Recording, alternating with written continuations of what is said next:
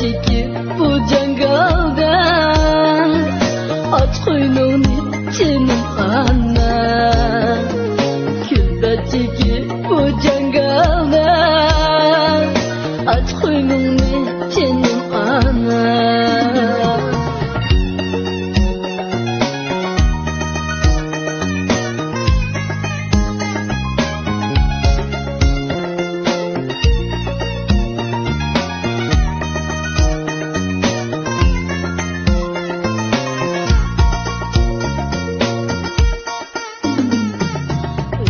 Anam uğrattı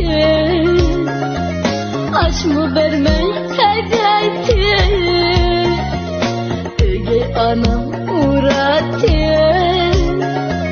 aç mı vermeyi hediyeti Madar kalmıyor bizden de aç koynunu canım ana Madar kalmıyor bizden de aç koynunu canım ana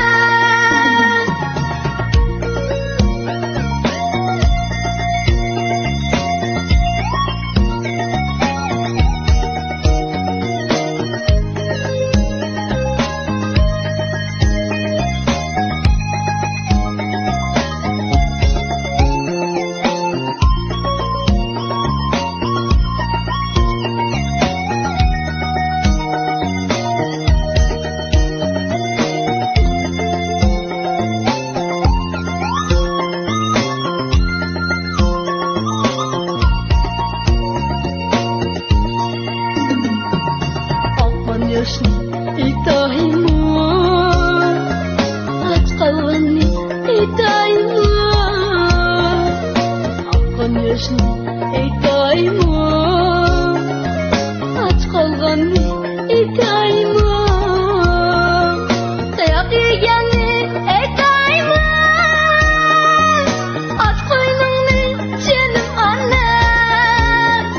Dayak yiyenli iddiayımı aç koynunu canım ana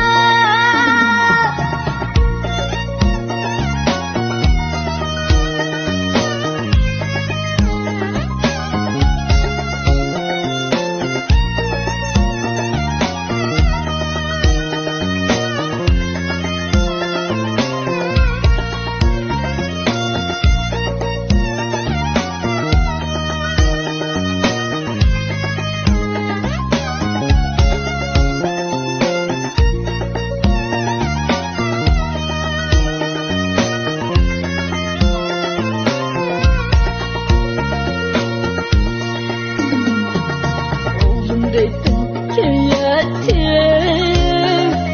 Kuzum dedim